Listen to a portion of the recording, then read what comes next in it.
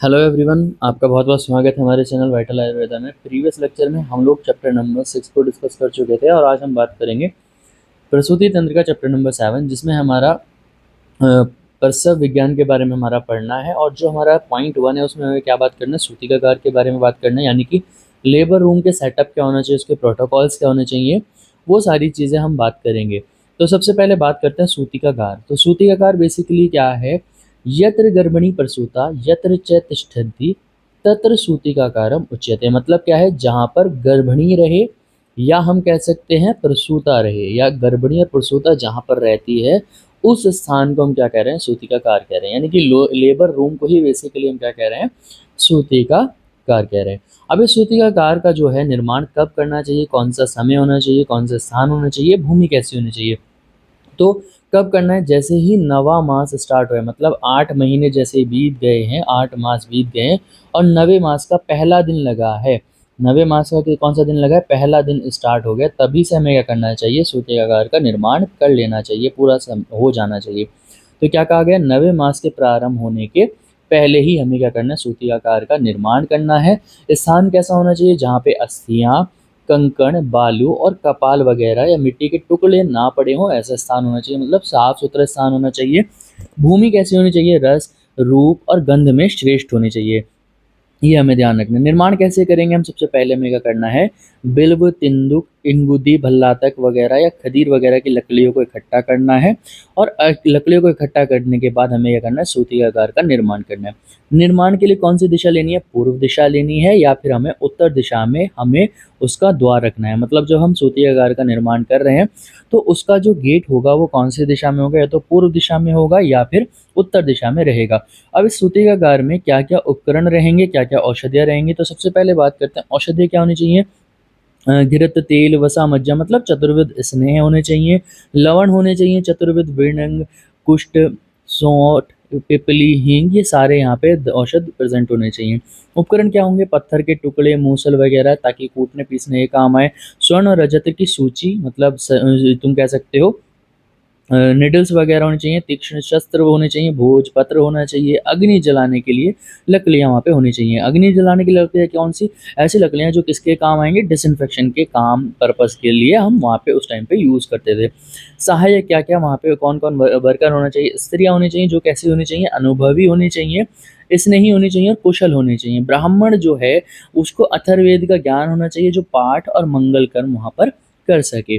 प्रवेश विधि क्या है, मतलब अब कैसे उसको एंटर कराना है सूतिकागार में। तो जो भी प्रेग्नेंट लेडी है, जो भी हमारी प्रेग्नेंट वुमेन है, उसे ये करना है, नवे मास में शांति और हवन वगैरह कर कर गाय को, ब्राह्मण को, इन सब को ग्रहण करके में प्रवेश कराएं। मतलब पूजा वगैरह कर लेनी है, जल को ग्रह कर वहाँ पे प्रवेश करना है। पूजा करके कल्याणकारी मंत्रों का पाठ करके पुण्य वचन वगैरह के साथ गाय, ब्राह्मण वगैरह का अनुसरण करते हुए सीधे पैर, दाहिने पैर से उसको प्रवेश कराना है। तो ये हमारा यहाँ पे जो पॉइंट था, आयुर्वेद के पर्सपेक्टिव से सूतिकागार क्या है, कब निर्माण करना है, क्या विधि है, किस कैसे बनाना है, कौन सा स्थान है, वो सारी चीज़ हमने डिस्कस की। अब हम बात करते हैं मॉडर्न के पर्सपेक्टिव से, लेबर रूम, उसके सेटअप और उसके प्रोटोकॉल्स क्या हैं। सबसे पहले हम बात करेंगे जो लेबर रूम है उसका फिजिकल इंफ्रास्ट्रक्चर कैसा होना चाहिए, उसका एनवायरनमेंट कैसा होना चाहिए। तो जो लेबर रूम है उसको हम 3 जोन में डिवाइड कर लेते हैं। मान लो ये लेबर रूम एक एग्जांपल के तौर पर बता रहा हूँ, इसको 3 जोन में डिवाइड कर लेंगे। पहला जोन होगा रिसेप्शन एरिया, उसके बाद दूसरा होगा प्री डिलीवरी या पोस्ट ऑब्स्टेट्रिक रूम होगा, और उसके बाद क्या होगा, हमारा लास्ट में होगा हमारा लेबर रूम। तो जो हमारा जोनिंग है, मतलब हमने क्या किया, जो एक एरिया था उसको 3 पार्ट में डिवाइड किया। सबसे पहले रिसेप्शन या triage area for initial assessment और डिसीजन मेकिंग। तो ये जो वहाँ पे रिसेप्शन वगैरह रहेगा, ट्रायल एरिया रहेगा, वहाँ पे हम क्या करेंगे, डिसीजन के लिए उस एरिया को सेट करेंगे। अब क्या है, जो वुमेन कहाँ पर है, लेटेंट फेज में है लेबर के, उसको क्या कर ले जाएंगे हम, प्री डिलीवरी ऑब्स्टेट्रिक या ऑब्स्टेट्रिक रूम पे। लेटेंट फेज कौन सा होता है, जिसमें जो सर्वाइकल डायलेशन है वो कितना हुआ है, 4 सेंटीमीटर तक ही सर्वाइकल डायलेटेशन हुआ है, ठीक है। तो उस फेज को हम क्या कहते हैं, लेटेंट फेज कहते हैं। जब हम आप पढ़ोगे आने वाले लेक्चर्स में, आने वाले टाइम पे जब मैं मैकेनिज्म ऑफ लेबर बताऊंगा, उस टाइम पे आपको अच्छे से समझ में आ जाएगा लेटेंट फेज क्या होता है और एक्टिव फेज क्या होता है। लेबर फिर तीसरा जोन क्या होना चाहिए, लेबर रूम होना चाहिए, जो कैसा होना चाहिए, क्लियर होना चाहिए, जहाँ पे एक्टिव फेज, जब एक्टिव फेज में क्या है कि जो सर्वाइकल डायलेटेशन है वो 10 सेंटीमीटर हो चुका है, अब फीटल जो है, जो फीटस है वो बाहर आने के लिए रेडी है, तो उस एरिया को हम क्या कहेंगे, लेबर रूम, यानी कि जहाँ पर डिलीवरी होनी है। अब इसके साथ साथ क्या होगा, न्यू बॉर्न कॉर्नर, उसी एरिया में जहाँ पर लेबर रूम है उसमें एक छोटा सा हमें कॉर्नर रखना है, एक स्पेसिफिक एरिया रखना है, जहाँ पे हम क्या कर सकें, जब हमारी न्यूनेट की बर्थ हुई है उसको फौरन से रिसर्सिटेट करा सकें। तो located within the labour room for immediate resuscitation of newborn. इसी के साथ क्या होगा हमारे पास, लास्ट एक जो एरिया होगा वो होगा रिकवरी रूम। रिकवरी रूम क्या है, जब मदर डिलीवरी हो चुकी है, पोस्ट डिलीवरी के 2-4 घंटे तक जहाँ पर उसको रखना है, ताकि वहाँ पे कोई कॉम्प्लिकेशंस आ जाएँ तो उसको हैंडल कर सके। तो for monitoring the mother for at least 2 hours of post partum, मतलब डिलीवरी के 2 घंटे बाद तक जस्ट एक स्पेसिफिक एरिया में रखना है, उसको हम क्या कह रहे हैं, रिकवरी रूम कह रहे हैं। तो मतलब ये हो गया हमारा डिवीजन, किस तरह से हमारा जो लेबर रूम है उसके डिवीजन्स रहेंगे। इन्वायरमेंटल स्टैंडर्ड्स की बात करते हैं, तो जो भी हमारा लेबर रूम है वहाँ पे जो टेम्परेचर है वो एटलीस्ट 26 डिग्री से 28 डिग्री सेल्सियस होना चाहिए, ताकि जो हमारा न्यूनेटल है उसको हाइपोथर्मिया ना हो जाए। हाइपोथर्मिया मतलब लो टेम्परेचर पे उसको ठंड वगैरह ना लग जाए। हाइपो का मतलब होता है लो, और थर्मिया का मतलब होता है टेम्परेचर, ठीक है। प्राइवेसी होनी चाहिए, यूज ऑफ कर्टन्स वगैरह, screen for labour bed. Lightning कैसी होनी चाहिए, हाई इंटेंसिटी शेडोलेस लैंप होने चाहिए पेरिनियल एरिया में, और जनरल ब्राइट लाइटनिंग होनी चाहिए तुम्हारे रूम में, ठीक है। ये हमारा किसके बारे में हुआ, ये हमने जो लेबर रूम के प्रोटोकॉल्स में सबसे पहला था जोनिंग क्या होना चाहिए उसका, वहाँ पे इंफ्रास्ट्रक्चर और एनवायरनमेंट क्या होना चाहिए, ठीक है। इंफ्रास्ट्रक्चर और एनवायरनमेंट के बाद हम बात करते हैं कि जो लेबर रूम है वहाँ पे असेंशियल इक्विपमेंट क्या होने चाहिए। तो जैसे डिलीवरी ट्रैप के लिए क्या होना चाहिए, स्टेराइल ग्लव्स होने चाहिए, कॉर्ड के लिए क्लैम्प्स, सीजर होने चाहिए, किडनी ट्रे होनी चाहिए, आर्टरी फोर्सेप्स वगैरह ये सारी चीज़ें होनी चाहिए। इसी तरह इमरजेंसी मेडिकेशन ट्रे तैयार रखने, जिसमें इंजेक्शन होगा ऑक्सीटोसिन वगैरह, कि अगर वहाँ पर ऑक्सीटोसिन की बात करेंगे, ऑक्सीटोसिन किस लिए जाता है, ये यूट्राटॉनिक होता है, कि यूट्राइन के कॉन्ट्रैक्शन अगर नहीं हो रहे तो उसको इंक्रीज कराने के लिए। मैग्नीशियम सल्फेट होना चाहिए, इंजेक्शन होने चाहिए, लेबेटोलॉल इंजेक्शन, कैल्शियम वगैरह, ग्लूकोनेट वगैरह, ये हमें इमरजेंसी मेडिकल की फॉर्म में, मेडिसिन की फॉर्म में तैयार रखने हैं। अगर वहाँ पे क्लेम्शिया वाली कंडीशन आ रही है, जैसे मैं पहले बता चुका था क्लेम्शिया क्या है, प्रीवियस चैप्टर नंबर 6 में मैंने बताया था, वो अगर वो कंडीशन कहीं पा जाए तो माउथ गैग होना चाहिए, पेडेड टंग डिस्प्रेसर होना चाहिए, MgSO4, 10% कैल्शियम ग्लूकोनेट, मतलब अगर वहाँ पे सीजर्स वगैरह हैं तो सीजर्स को हैंडल करने के लिए सारी हमारे पास मेडिसिन पहले से होनी चाहिए। इमरजेंसी कंडीशंस के लिए हमें 2 ट्रे तैयार रखनी है, पहली एक इमरजेंसी मेडिसिन ट्रे और दूसरे हमें एक्लेम्शिया ट्रे को तैयार रखना है, ठीक है।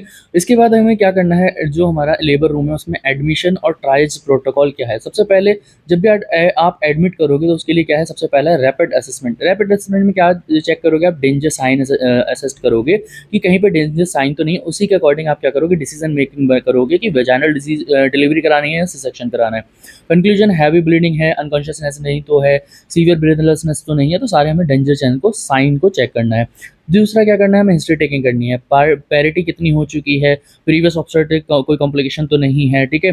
इसी तरह फिजिकल एग्जामिनेशन करना है, उसका ब्लड प्रेशर एग्जामिनेशन करना है, पल्स और टेम्परेचर वगैरह का एग्जामिनेशन करना है। साथ में हमें क्या करना है, उसका ऑब्स्टेट्रिक एग्जामिनेशन करना है, फंडल हाइट कितनी है, फीटल हार्ट रेट कितना है, वेजाइनल एग्जामिनेशन के साथ हमें मतलब एडमिशन से पहले सारे ट्रायल्स हमें लेने हैं।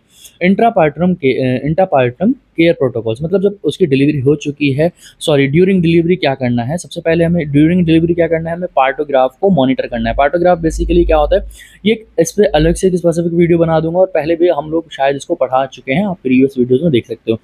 तो जो हमारा पार्टोग्राफ है उसको मॉनिटर करना है ड्यूरिंग डिलीवरी। क्या उसमें डिलीवरी में मेंटेन क्यों करना है, क्योंकि हमें चेक करते रहते हैं कि एक्शन लाइन तो नहीं कब आ रही है, या फिर हमें वहाँ पे एक्शन लाइन क्रॉस तो नहीं हो रही, वो सारी चीज़ हम यहाँ पे डील करते हैं। Standard practice, all women in active labour must be monitoring using simplified WHO। हमें क्या करना है, उस पार्टोग्राफ के through foetal heart rate monitor करना है, हर 30 मिनट बाद कॉन्ट्रैक्शन मॉनिटर करना है, सर्वाइकल डायलिटेशन मॉनिटर करना है हर 4 घंटे बाद। इसी तरह एक्शन लाइन को देखना है, अगर एक्शन लाइन क्या है, graph crosses action line, immediately intervention, मतलब क्या करना है, तुम्हें सी सेक्शन की रिक्वायरमेंट पड़ेगी। तो ये हमें क्या करना है, वहाँ पर जो भी लेबर रूम है उसमें हमें पार्टोग्राम को मॉनिटर करना है। इसी तरह जब हम हो जाएगा तो हमें क्या करना है, एक्टिव मैनेजमेंट जो थर्ड स्टेज ऑफ लेबर है, अगर थर्ड स्टेज ऑफ लेबर में क्या है होता है अभी बताऊंगा, जब मैं तुम्हें बताऊंगा फर्स्ट स्टेज क्या क्या होता है, सर्वाइकल डायलेशन, सेकंड स्टेज में क्या होता है, थर्ड स्टेज में क्या होता है कि जो हमारा प्लासेंटा है वो बाहर आ जाता है। तो हमें क्या देना है, यूट्रोटॉनिक देने हैं during third stage of labour. कितना देना है, 10 यूनिट ऑक्सीटोसिन के देना है IM with in 1 minute of birth. इसी तरह कंट्रोल कॉन्ट्रैक्शन करना है डिलीवर कराने के लिए प्लेसेंटा को, यूट्राइन मसाज करनी है आफ्टर द प्लेसेंटल डिलीवरी और हर 15 मिनट बाद करनी है 2 घंटे के लिए। ये हमारा क्या है, हमारा अभी तक क्या चल रहा है, केवल हमारा चल रहा है प्रोटोकॉल्स क्या है हमारे लेबर रूम वगैरह के, और हमें क्या क्या वहाँ पे करना है। मैनेजमेंट करना है न्यू बॉर्न, जब बर्थ हो चुकी है तो उसके लिए क्या करना है कि जो न्यू बॉर्न है उसको इमीडिएट ड्राई करना है टॉवल वगैरह के यूज़ करके, ठीक है, और उसको हीट लॉस के साथ प्रिवेंट नहीं होने देना। Delayed cord clamping, wait for a 1 to 3 minute before cord clamping, cord clamping से पहले 1 से 3 मिनट वेट करना है। जैसे ही बर्थ हो जाए तो बर्थ होने के बाद विदिन 1 आवर पहले घंटे के अंदर अंदर ब्रेस्ट फीड करानी है और प्रोफिलैक्सिस देना है, जैसे इंजेक्शन देना है किसका, विटामिन के का 1 mg IM देना है फॉर टर्म। टर्म मतलब क्या है यहाँ पे, टर्म मतलब जो टाइम पर पैदा हुआ है बच्चा उसके लिए कितना है 1 mg, और 0.5 mg है प्री टर्म, मतलब जो टाइम से मतलब 9 महीने से पहले ही जो पैदा हो चुका है उसको कितना डोज बताइए 0.5 mg देना है विटामिन के, और जो टाइम पर पैदा हुआ है उसको 1 mg देना है IM विटामिन के। इसी तरह हमें क्या करना है, क्वालिटी इंडिकेटर्स हैं कुछ, जैसे maternal near miss rate, PPH rate, sepsis rate देना है, देखना है स्टिल बर्थ रेट देखना है, पेशेंट सेटिस्फैक्ट्री स्कोर देखना है। तो ये सारी चीज़ें किस में आ गई हमारी, ये आ गया हमारा लेबर रूम के मैनेजमेंट में, या लेबर रूम में क्या क्या हमें करना है और लेबर रूम के किस तरह से क्लासिफिकेशन किया गया है। तो पहला पॉइंट हमारा यहाँ पे पॉइंट ए जो है सूतिकागार और लेबर रूम के सेटअप या लेबर रूम के प्रोटोकॉल क्या है according to national health guidelines. तो ये हमारा यहाँ पे कंप्लीट होता है पॉइंट नंबर ए। अब हम बात करेंगे पॉइंट नंबर बी के बारे में। पॉइंट नंबर बी में हमें क्या दिया है, ये हमारा दिया है drugs commonly use during labour. तो लेबर के टाइम पे जब हमारी बर्थ हो रही होती है चाइल्ड की, उस टाइम पे कौन कौन सी मेडिसिन हैं, बेसिकली 4 मेडिसिन ऐसी हैं, 4 से 5 मेडिसिन ऐसी हैं जिनको यूज़ किया जाता है। कौन कौन सी है, पहली मेडिसिन है यूटेरोटॉनिक्स, दूसरी टोकोलिटिक्स को यूज़ किया जाता है, एनाल्जेसिक्स को यूज़ किया जाता है, एर्गेट एल्कलाइड्स को यूज़ किया जाता है, और एनेस्थेटिक्स को यूज़ किया जाता है। अब ये सब अलग अलग कंडीशन में यूज़ किए जाते हैं। जैसे यूटेरोटॉनिक्स की बात करें तो ये यूटेरोटॉनिक्स क्या है, यूटेराइन के कॉन्ट्रैक्शन को इंक्रीज कराने के लिए करती हैं। जैसे मान लो कोई लेडी है उसको कॉन्ट्रैक्शन सही से नहीं हो रहे हैं जिसकी वजह से क्या हो रही है, बर्थ नहीं हो रही है, ठीक है, तो उस टाइम पे हम क्या देंगे, हम देंगे यूटेरोटॉनिक्स, ताकि उसकी जो कॉन्ट्रैक्शन है वो प्रॉपर्ली इंक्रीज हो जाए और बर्थ क्या हो जाए, ईजिली हो जाए, ठीक है। तो हमें क्या करना है, यूट्राइन टॉनिक, जैसे यूट्राटॉनिक कब देखें, जब हमें यूट्राइन की कॉन्ट्रैक्शन को उसकी फ्रीक्वेंसी वगैरह को बढ़ाना है। टोकोलिटिक्स क्या है, ये अपोजिट होते हैं, जो हमारा यूट्राइन कॉन्ट्रैक्शन वगैरह है उसको कम कराना होता है। इसी तरह पेन किलर देंगे, एनाल्जेसिक्स देंगे, ठीक है। इसी तरह हम क्या देंगे, एनेस्थीसिया देंगे। एनेस्थीसिया बेसिकली कब देंगे, हमारा जो हमारा एनेस्थीसिया के पर्पस के लिए, ठीक है। इसी तरह हम क्या देंगे, एग्रेट अल्कलाइड। तो कहाँ कहाँ पे इनका यूज़ किया जाता है, जैसे एग्रेट अल्कलाइड क्या है वो अपोजिट हो जाता है तुम्हारे, ठीक है, बेसिकली एर्गोट एल्कलाइड क्या है, यूट्राटॉनिक्स की तरह काम करता है। तो ये सब चीज़ें हम यहाँ पे बात करेंगे। सबसे पहला पॉइंट है हमारा यूट्राटॉनिक्स। यूट्राटॉनिक, यूट्रो से मतलब आ रहा है यूट्रस, और टॉनिक का मतलब क्या है, क्या है, कॉन्ट्रैक्शन। तो यूट्रस के कॉन्ट्रैक्शन के लिए जो यूज़ की जा रही है ड्रग वो है हमारे यूट्राटॉनिक। तो drugs use to increase tone, frequency और इंटेंसिटी ऑफ यूट्राइन कॉन्ट्रैक्ट। अगर हमें यूट्राइन के कॉन्ट्रैक्शन को बढ़ाना है, उसकी फ्रीक्वेंसी को बढ़ाना है, उसकी इंटेंसिटी को बढ़ाना है, तो हम कौन से ड्रग्स यूज़ करते हैं, वहाँ पे यूज़ करते हैं यूटेरोटॉनिक ड्रग यूज़ करते हैं। तो यहाँ पे कहाँ यूज़ किया जाता है, induction and management of the third stage. तो कहाँ पे यूज़ किया जाता है, थर्ड स्टेज के मैनेजमेंट के लिए यूज़ किया जाता है। जैसे इसमें कौन आ जाएगी, सबसे पहले हम बात करेंगे ऑक्सीटोसिन, इसी के बाद हम बात करेंगे प्रोस्टाग्लैंडिन के बारे में। ये ऑक्सीटोसिन कैसे यूट्रस के कॉन्ट्रैक्शन को इंक्रीज करता है, सबसे पहले क्या करता है, जो ऑक्सीटोसिन है वो ऑक्सीटोसिन रिसेप्टर प्रेजेंट होते हैं कहाँ पे, मायोमेट्रियम पे। तो जो हमारी ये यूट्रस की लाइनिंग है, यूट्रस की बीच वाली लेयर है मायोमेट्रियम, तो यहाँ पर क्या है, मायोमेट्रियम के अंदर क्या है हमारे पास प्रेजेंट है, क्या है, ऑक्सीटोसिन रिसेप्टर।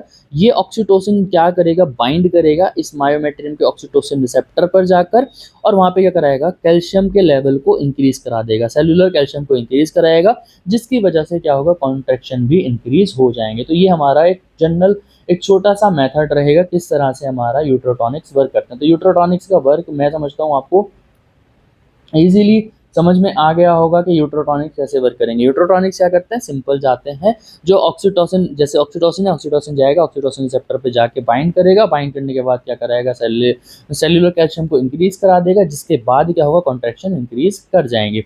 कहाँ कहाँ पे इसको देते हैं, इंडक्शन के लिए, ऑगमेंटेशन के लिए, या फिर जो हमारी थर्ड स्टेज है मैनेजमेंट के लिए लेबर की, वहाँ पे यूज़ करते हैं। और अगर एटॉनिक पीपीएच है, पोस्ट पार्चरम हीमोरेज, तो पोस्ट पार्चरम हीमोरेज में क्या होता है कि ब्लीडिंग हो जाती है बहुत ज़्यादा डिलीवरी के बाद, तो क्या करते हैं हम यूट्रस को कॉन्टैक्ट कराते हैं ताकि हम ब्लीडिंग को रोक सकें, उस टाइम पे भी इसको यूज़ किया जाता है। ठीक है, बात करते हैं डोजेस कितनी है। 5 यूनिट देनी है आपको 500 ml में आरएल या एनएस के साथ। और स्टार्ट कैसे करना है, स्टार्ट करना है तुम्हें 1 से 2 mg पर मिनट। ठीक है, 2 to 4 ड्रॉप्स कह सकते हो पर मिनट, और इसको धीरे धीरे हर 30 मिनट बाद इंक्रीज करा दे रहना है। कॉन्ट्रा इंडिकेटेड का है, अगर किसी को किसी लेडी को या फीमेल को क्रॉनिक पैल्विक डिजीज है उस टाइम पे नहीं दोगे, माल प्रेजेंटेशन है उस टाइम पे नहीं दोगे, क्योंकि मल प्रेजेंटेशन होगा, ब्रीच वगैरह प्रेजेंटेशन है, तो अगर वहाँ पे कॉन्ट्रैक्ट इंक्रीज किया तो फीटल डिस्ट्रेस कंडीशन में जा सकता है और यूट्राइन स्कार्स भी हो सकते हैं। तो यूट्राइन स्कार्स हैं तो वहाँ पे भी नहीं देना है। अगर स्कार्स हैं तो कॉन्ट्रैक्शन इंक्रीज हो जाएगा और यूट्रस जो है वो रप्चर होने के चांसेस जो है वो इंक्रीज कर सकते हैं। साइड इफेक्ट क्या हो सकते हैं, यूट्रस जो है हाइपर स्टिमुलेशन हो सकता है या फिर फीटल डिस्ट्रेस की कंडीशन देखने को मिल सकती है। तो ये हमारा ऑक्सीटोसिन का हुआ है। ऑक्सीटोसिन किसके अंदर आया, हमारा यूट्रोटॉनिक्स के अंदर हमने पढ़ा ऑक्सीटोसिन। दूसरा इसी यूट्रोटॉनिक्स में है प्रोस्टाग्लैंडिन। अब ये प्रोस्टाग्लैंडिन दो टाइप के हैं, PGE1 और PGE2, डिफरेंट टाइप के प्रोस्टाग्लैंडिन होते हैं। तो ये क्या करते हैं basically, cervical ripening. Cervical ripening का मतलब क्या है, जो तुम्हारा सर्विक्स है, जो हार्ड सर्विक्स है, उसके वो किस वजह से, क्योंकि उसके अंदर कोलेजन है। तो ये क्या करेगा, प्रोस्टाग्लैंडिन जाएगा और वहाँ पे जो कोलेजन है उसको क्या करेगा, ब्रेक करेगा, जिसकी वजह से क्या हो जाएगा, जो आपका सर्विक्स है वो क्या हो जाएगा, सॉफ्ट हो जाएगा। और साथ में क्या करेगा, ये मायोमेटेरियल के कॉन्ट्रैक्शन को भी इंक्रीज करता है। तो दोनों काम करता है। पहला काम क्या करेगा, सर्विक्स की राइपनिंग कराएगा। राइपनिंग मतलब कह सकते हो कि पकाएगा। कैसे पकाएगा, कोलेजन जो है उसको ब्रेक कर देगा, जिसकी वजह से सर्विक्स जो है लूज होना शुरू हो जाएगा, और साथ में जो है मायोमेटेरियल कॉन्ट्रैक्शन को भी इंक्रीज कर देगा, जिसकी वजह से क्या होगा, लेबर जो है वो इजीली होगी। ठीक है, अब ये दो टाइप के हमने बताए, PGE1 और PGE2। तो PGE2 में कौन आता है, हमारा डाइनोप्रोस्टोन। डाइनोप्रोस्टोन कितना दे सकते हैं, 0.5 mg जेल इंट्रा सर्वाइकली दे सकते हैं, या फिर हम 3 mg दे सकते हैं personally वेजाइनली use for cervical ripening. मतलब जैसे पिच्छुदारण वगैरह होता है उस तरह से हम इसको यूज करा सकते हैं। ठीक है, इसी तरह PGE1 मीजोप्रोस्टोल कितना दे सकते हैं, 25 mcg वेजाइनल इंडक्शन, और 800 से 1000 mcg दे सकते हैं रेक्टली for PPH management. PPH management मतलब पोस्टपार्टम हीमोरेज के मैनेजमेंट के लिए। प्रिकॉशंस कहाँ पे देखने हैं, अवॉइड करना है जिस पेशेंट में प्रीवियसली सी सेक्शन हो चुका है उसमें हमें नहीं देना है। इसके बाद ये हमारा कौन सा हो गया, प्रोस्टाग्लैंडिन्स पढ़े। अब प्रोस्टाग्लैंडिन के बाद दूसरा है हमारा अर्गरेट अल्कलॉइड्स। ये इनको हम क्या कह सकते हैं, अर्गोमेट्रियम। ये भी सेम हमारे प्रोस्टाग्लैंडिन की तरह ही होते हैं, लेकिन इनका थोड़ा मैकेनिज्म अलग हो जाता है। Cause generalize tetanic contraction of uterus by acting on alpha adrenergic and serotonergic receptor। तो ये देखो, जो हमारे यूट्रोटॉनिक्स है वहाँ पे ऑक्सीटोसिन था, ऑक्सीटोसिन रिसेप्टर पे, लेकिन ये किस पे वर्क करता है, अल्फा एड्रेनर्जिक रिसेप्टर पे और हमारे सेरोटोनर्जिक रिसेप्टर पे वर्क करते हैं। Unlike oxytocin it doesn't allowed for relaxation. देखो, जो हमारे एक बात ध्यान रखना, जो हमारा प्रोस्टाग्लैंडिन में क्या करा रहे थे, प्रोस्टाग्लैंडिन क्या कराते हैं, कॉन्ट्रैक्शन को इंक्रीज कराते हैं। मतलब कहते हैं कॉन्ट्रैक्शन हुआ, फिर उसके बाद क्या हो गया, रिलैक्सेशन हुआ, फिर कॉन्ट्रैक्शन हुआ। लेकिन ये जो एर्गट अल्कलाइड्स होते हैं ये क्या करते हैं, केवल उसको कॉन्ट्रैक्ट ही रखते हैं यूट्रस को, वो रिलैक्सेशन होने नहीं देते। तो यहाँ पे ये कहा गया it doesn't allow for relaxation. ये केवल क्या कराते हैं, जैसे ऑक्सीटोसिन तो करा रहा था रिलैक्सेशन, ये रिलैक्सेशन नहीं कराने देते, ये सीधा कॉन्ट्रैक्शन में ही यूट्रस को कॉन्ट्रैक्ट स्टेज में रखते हैं। तो कहाँ पर दे सकते हैं हम, अगर प्रिवेंट करा सकते हैं किसको, ट्रीटमेंट ऑफ PPH। क्योंकि PPH में क्या है, बेसिकली आपको यूट्रस को कॉन्ट्रैक्ट कराना पड़ता है ताकि जो ब्लड वेसल्स है वो कॉन्ट्रैक्ट हो जाए, ब्लड का लॉस ना हो। डोज कितनी है, 0.2 mg IM दे सकते हो, और स्लोली आपको IM देना है। ठीक है, इसके बाद कॉन्ट्राइंडिकेशन का है, अगर हाइपरटेंशन है नहीं दोगे, हार्ट डिजीज है तो भी नहीं दोगे, और अगर RH इनकम्पैटिबिलिटी वाला सीन है तो भी नहीं दोगे। साइड इफेक्ट क्या हो सकते हैं, BP एकदम से इंक्रीज कर सकता है, क्योंकि अब बहुत ज़्यादा कॉन्ट्रैक्ट हो चुका है, अब कॉन्ट्रैक्शन ही हो रहा है, रिलैक्सेशन हो नहीं रहा, तो BP इंक्रीज करेगा, नोजिया हो सकता है, वोमिटिंग हो सकता है, तो सारी कंडीशन देखने को मिल सकती हैं। तो यूट्रोटॉनिक्स और एग्रोट के बाद हमारी नेक्स्ट ड्रग्स आती हैं, वो है हमारी टोकोलिटिक ड्रग। टोकोलिटिक्स क्या है, ये अपोजिट होती हैं तुम्हारे जो हमारा प्रोस्टाग्लैंडिन था। प्रोस्टाग्लैंडिन क्या कराया था, कॉन्ट्रैक्शन कराया था। ये बेसिकली क्या कराएंगी, ये कराएंगी रिलैक्स। तो मान लो अगर किसी को लेबर पेन पहले से शुरू होने लगा, प्री टर्म लेबर मतलब क्या है कि मान लो अभी उसको, उस लेडी को पूरा टाइम नहीं हुआ है, 9 मंथ कंप्लीट नहीं हुआ, उससे पहले उसको क्या होने लगा है, लेबर पेन होने लगा है या कॉन्ट्रैक्शंस आने लगे हैं, तो अब हम नहीं चाहते कि अभी वो हो, तो उस कॉन्ट्रैक्शन को कम कराने के लिए, डिलीवरी ना हो, ये कॉन्ट्रैक्शन कम हो जाए, तो इसीलिए हम क्या यूज़ करते हैं, वहाँ पे यूज़ की जाते हैं टोकोलिटिक्स ड्रग्स। मतलब क्या है कि जो हमारे डिलीवरी को बढ़ा रही थी वो थी हमारी प्रोस्टाग्लैंडिन और हमारे एर्गराइड्स, और जो हमारा डिलीवरी को रोकने के लिए, मतलब जो कॉन्ट्रैक्शन है उसको रोकने के लिए यूज़ की जा रही है, वो है हमारी टोकोलिटिक्स ड्रग्स। तो टोकोलिटिक्स ड्रग्स बेसिकली क्या है, अब हम बात करते हैं, use to delay pre term labour. Pre term labour मतलब पहले से ही जो टाइम है उससे पहले डिलीवरी लेबर ना आए, for 48 hour to allow for steroid administration, ताकि हम क्या कर सकें, स्टेरॉइड वगैरह दे सकें। ठीक है, इसी में कौन कौन आएगा हमारा, इसमें आएगा हमारा हम 3 ड्रग पढ़ेंगे यहाँ पे, कौन कौन सी है, निफेटिपिन है, एटोसिबैन है और मैग्नीशियम सल्फेट है। सबसे पहले हम बात करेंगे निफेटिपिन, तो ये क्या करेगी, कैल्शियम चैनल को ब्लॉक कर देगी। जब कैल्शियम चैनल ब्लॉक हो जाएंगे तो वहाँ पे क्या होगा, कैल्शियम चैनल ब्लॉक हो गए तो कॉन्ट्रैक्शन नहीं होंगे, तो ये क्या करती है, ब्लॉक कर देती है कैल्शियम की एंट्री को मायोमेट्रियल सेल में, जिसकी वजह से कॉन्ट्रैक्शन नहीं होगा, और कॉन्ट्रैक्शन नहीं होगा तो हमारा मायोमेट्रियम जो है वो कॉन्ट्रैक्ट नहीं करेगा। डोज कितनी है, 20 mg लोडिंग डोज है ओरली, और followed by 10 to 20 mg every 6 to 8 hour देना है। साइड इफेक्ट क्या रहेंगे, मैटरनल हाइपोटेंशन हो सकता है क्योंकि कॉन्ट्रैक्शन नहीं हो रहा है, हेडेक और फ्लैशिंग वगैरह देखने को मिल सकता है। दूसरा है हमारा एटिसोबैन। एटिसोबैन क्या है, ऑक्सीटोसिन रिसेप्टर एंटागोनिस्ट। तो मैंने बताया था जैसे प्रोस्टाग्लैंडिन में ऑक्सीटोसिन क्या करता था, ऑक्सीटोसिन रिसेप्टर पे जाके जुड़ता था, और ये क्या करता था, ऑक्सीटोसिन रिसेप्टर पे जाने के बाद कॉन्ट्रैक्शन को इंक्रीज करता था। अब मान लो अगर ऑक्सीटोसिन रिसेप्टर ही ढक दिए जाएं, ऑक्सीटोसिन रिसेप्टर को ही ढक दिया तो ऑक्सीटोसिन आएगा नहीं, कॉन्ट्रैक्शन होगा नहीं, तो ये क्या है, ऑक्सीटोसिन रिसेप्टर एंटागोनिस्ट। एंटागोनिस्ट मतलब क्या, ऑक्सीटोसिन रिसेप्टर के अपोजिट काम कर रहा है, तो ब्लॉक कर देते हैं ऑक्सीटोसिन रिसेप्टर को कंप्लीटली, जिसकी वजह से क्या होगा, कॉन्ट्रैक्शन नहीं होगा। ये कैसे देते हैं, IV bolus followed by high dose and then low dose infusion. तो पहले क्या देना, बोलस फॉर्म में देना है, हाई डोज में, और बाद में लो डोज में इन्फ्यूजन के साथ तुम दे सकते हो। Magnesium sulphate, magnesium sulphate basically कहाँ पे यूज किया जाता है, न्यूरो प्रोटेक्टिव होता है फीटल में, और एक्लेम्शिया वगैरह की कंडीशन में इसको दिया जाता है। डोज कितनी है, अगर एक्लेम्शिया वाली कंडीशन दिख रही है, एक्लेम्शिया में क्या था मैंने बता रखा है पहले भी, प्री एक्लेम्शिया प्लस क्या है, सीजर्स या फिर कॉमा की कंडीशन देखने को मिलती है, उसको हम क्या कहते हैं, एक्लेम्शिया का नाम देते हैं। तो 4 ग्राम आईवी दे सकते हो, ठीक है, लोडिंग में, और प्लस 10 ग्राम IM दे सकते हो तुम। ये यहाँ पे इसकी डोज बताए गए मैग्नीशियम सल्फेट की। तो ये हमारा यहाँ पे हो गया टोकोलिटिक्स ड्रग्स के बारे में। अब हम बात करेंगे एनाल्जेसिक। एनाल्जेसिक नाम से समझ में आ रहा होगा, पेन किलर्स होती हैं। एनाल्जेसिक का मतलब क्या होता है कि पेन किलर जो लेबर पेन को क्या करती हैं, कम करती हैं, उनको हम क्या कहते हैं, एनाल्जेसिक्स कहते हैं। जैसे इसमें सबसे पहले हमारे आ जाएगी ओपियाइड्स। ओपियाइड्स में कौन कौन से आते हैं, पैथिडीन आ जाएगा, और फेंटिल को हम यहाँ पे इंक्लूड कर सकते हैं। Use during first stage of labour, जब लेबर में पेन शुरू हुआ है तो उस टाइम पे हम इसको यूज कर सकते हैं, लेकिन ध्यान रखना है कि प्लेसेंटा को क्रॉस कर सकती है और न्यूनेटल रेस्पिरेटरी डिप्रेशन कॉज करा सकती है, तो इस बात का ध्यान रखना है। इसी के साथ दूसरी हमारी एंटोनॉक्स 50% NO2 के साथ और 50% O2 के साथ। ये मैकेनिज्म क्या है, इनहेल गैस की फॉर्म में दिया जाता है। शॉर्ट एक्टिंग एनाल्जेसिक्स होती है, सेल्फ एडमिनिस्ट्रेट करना होता है मदर को ड्यूरिंग ए कॉन्ट्रैक्शन, ठीक है। इसके बाद लास्ट है हमारी यहाँ पर ड्रग्स में एनेस्थीसिया। एनेस्थीसिया बेसिकली तुम्हें पता है, एनेस्थीसिया मतलब बेहोश करने के लिए, या फिर मतलब एक लोकल डिफरेंट पर्पस हो सकते हैं कि एक लोकल एरिया है तो उसको वहाँ पे सेंसलेस बनाने के लिए, टेम्परेरी वहाँ पे सेंसेशन को कम करने के लिए, उस पेन को कम करने के लिए, ठीक है।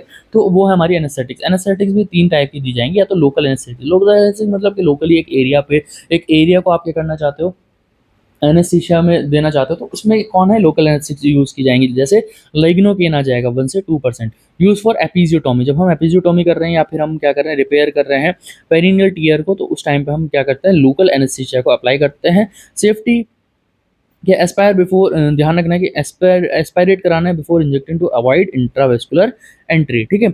इसके बाद हम बात करते हैं रीजनल एनेस्थीसिया। रीजनल एनेस्थीसिया में क्या करते हैं, बेसिकली स्पाइनल एपिड्यूरल होती हैं जो पेनलेस लेबर के लिए यूज़ की जाती है, और ये गोल्ड स्टैंडर्ड होती है सी सेक्शन के लिए। तो सी सेक्शन के लिए पूछा जा सकता है कि गोल्ड स्टैंडर्ड कौन सी है, वो है हमारी रीजनल एनेस्थीसिया। इसके बाद हमारा जनरल एनेस्थीसिया, जैसे इमरजेंसी सी सेक्शन डिलीवरी वगैरह में करना है, तो रिस्क क्या हो सकता है यहाँ पे, एस्पिरेशन न्यूमोनाइटिस की कंडीशन हो सकती है। तो ये हमारा पॉइंट नंबर 2 खत्म हुआ। अब हम बात करते हैं इसी में पॉइंट नंबर थर्ड, और आज ये लास्ट हम पॉइंट नंबर थर्ड बात करेंगे। इसके बाद जो भी लेक्चर होगा इस लेक्चर को कंटिन्यू हम नेक्स्ट वीडियो से करेंगे। तो सबसे पहले पॉइंट थर्ड में हमारा क्या है, प्रसव की परिभाषा क्या है, प्रसव हेतु क्या है, प्रसव का काल क्या है। तो ये ही हमारा है, नेक्स्ट लेक्चर से हमारा स्टार्ट हो जाएगा हमारा जो लेबर है उसके स्टेजेस क्या है, मैकेनिज्म ऑफ लेबर, वो सारी चीज़ें भी हम नेक्स्ट लेक्चर से डिस्कस करेंगे। तो सबसे पहले हम बात करते हैं प्रसव के बारे में। तो निरुक्ति क्या है, गर्भ विमोचन से, तो गर्भ का गर्भाशय से मोचन, मतलब मोचन का मतलब क्या होना, छुटकारा पाना ही प्रसव कहलाता है। मतलब जो हमारा फीटस है जो अटैच था, जो हमारा प्लेसेंटा अटैच था यूट्रस से, उसका क्या होना, वहाँ से क्या होना, बाहर निकलना, या फिर हम कह सकते हैं जो उसके साथ अरेंज था उसका डिसअरेंजमेंट होना, या फिर कह सकते हो कि वहाँ पे संधि मुक्त होना, या फिर कह सकते हो छुटकारा पाना, जो भी आपको ईजी लगे, ठीक है। तो गर्भ का क्या होना, गर्भाशय से बाहर निकलना या छुटकारा पाना ही प्रसव कहलाता है। तो इसके पर्याय क्या क्या है, गर्भ मोचन, गर्भ मुक्ति, गर्भ त्यागम। तो गर्भ मोचन मतलब छुटकारा, गर्भ मुक्ति मतलब मुक्ति पाना, और त्याग मतलब छोड़ देना। अब प्रसव काल अलग अलग आचार्य ने अलग अलग बताए हैं कि प्रसव कब होता है।